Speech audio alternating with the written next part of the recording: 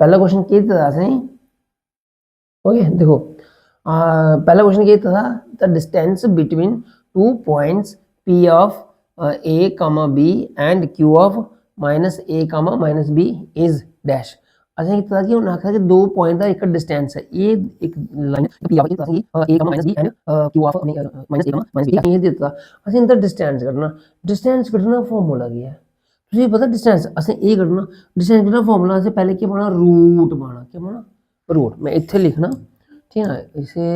इधर लिखिया root of क्या लिखिया असें पहले करना होंदा माइनस ए मतलब एह्दे च असें इसी कड्ढना होंदा माइनस करना होंदा द स्क्वायर ठीक है प्लस माइनस बी ते ए आह्ला माइनस फार्मूला स्क्वायर समझ आई फिर असें केह् करना होंदा है देखो माइनस ए किन्ना होंदा माइनस 2a द स्क्वायर समझ आई हूँ केह् कीता प्लस माइनस बी किन्ना ए भी आई जाना माइनस 2b दा स्क्वायर ओके क्लियर होया हूँ केह् कीता असें माइनस 2a दा स्क्वायर किन्ना आना 4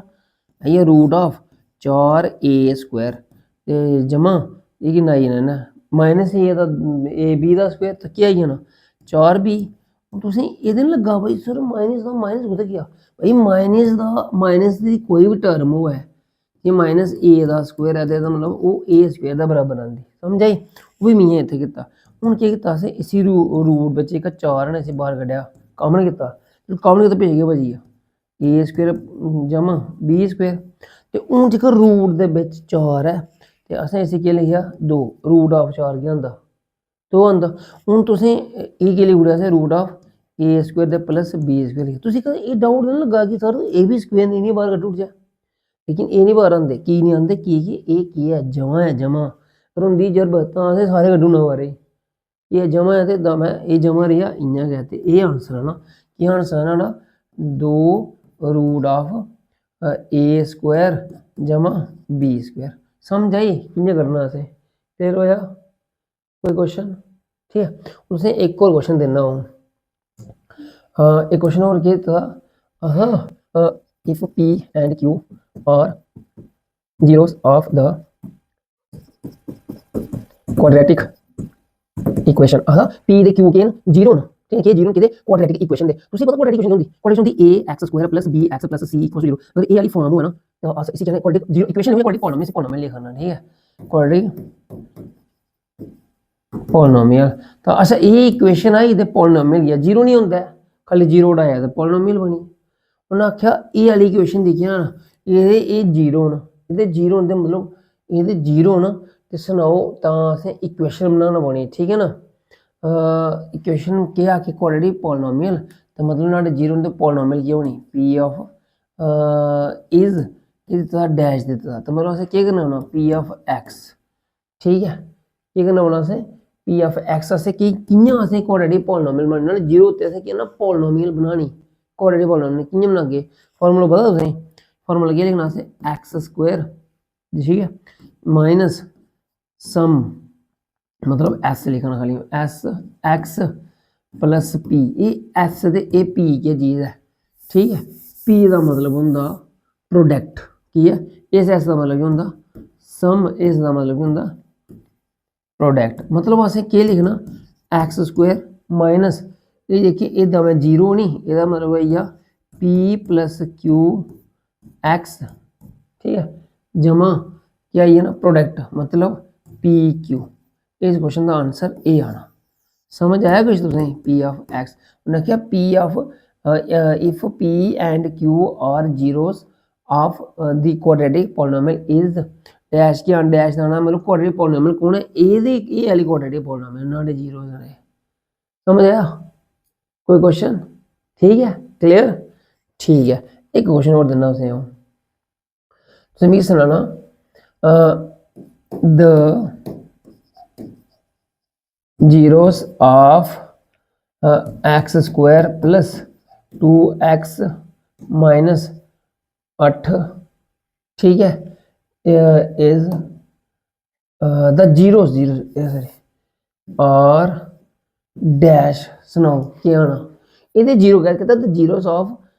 x square plus 2x minus 8r मतलब उन्होंने जीरो कड्ढने असें हूँ जीरो नहीं कड्ढने पहले अस की करने उन्होंने फैक्टर कड्ढने होने कि ये असें फैक्टर कड्ढने पहले पी की जगह जीरो निकलना असें उन्होंने फैक्टर कड्ढे एक्स स्क्वायर जमा हूँ दो दी फैक्टर दे फैक्टर कि'यां कड्ढदे पता ना तुसें पहले दे लास्ट दी मिनट पहले इसे स्टैंडर्ड फॉर्म च लिखना होंदा कि होना स्टैंडर्ड फॉर्म पता ना तुसें a x square plus b x ते प्लस सी ये स्टैंडर्ड फॉर्म मतलब पहले बड़ी पावर भी निक्की पावर भी नुहाड़े बाद जिक्की जिक्की आग ठीक है उन्होंने बाद एक्स के बाद कौन है कांस्टेंट है ठीक है हूँ ये भी स्टैंडर्ड फॉर्म च दित्ती दी उन्होंने फैक्टर इ'यां करने बड़ी पावर ते कांस्टेंट होंदा एह्दी जरब करनी होंदी हूँ एक्स स्क्वायर दे 8 मिनट होई कीता किन्ना आई 8 एक्स स्क्वायर फिर नुहाड़े बाद करना इसी दो ही असें इन्ना इ'यां ब्रेक करना कि जरब करियै साढ़े कोल केह् आवै 8 आवै और जम प्लस जां जमा जां माइनस करियै केह् आवै 2 आवै देखो केह् करने अस करचै अगर 4 बिच्चा 2 कड्ढचै किन्ने रैंह्दे 2 गै रैंह्दे नी ते हून 4 दूनी किन्ना होंदा 8 बी आवा दा जमा करने मतलब माइनस करने पर 2 आवा दा जरब करने पर 8 आवा दा एह्दा मतलब फैक्टर बनी सकदा चेक करने पता लग्गी जाना असें फैक्टर है जां नेईं है ते कीता असें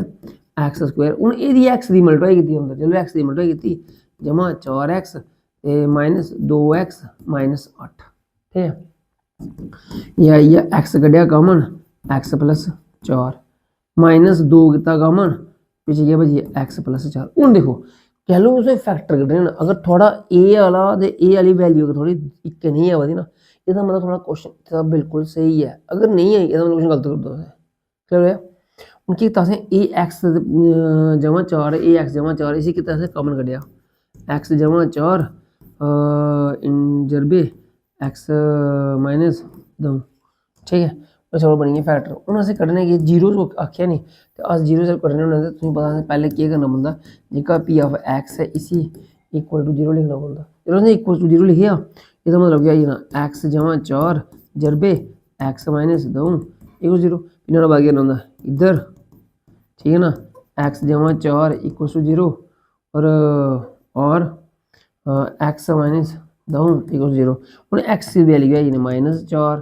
और इत्थे एक्स की वैल्यू आई जानी 2 एह्दा मतलब जेह्की वैल्यू आनी ओह् केह् आई इत्थे केह् लिखना असें लखा जीरो इक आया माइनस 4 ते इक आया 2 एह् इ'यां करना है समझ आई केह् समझ आया होगा चलो ठीक है फिर समझ आया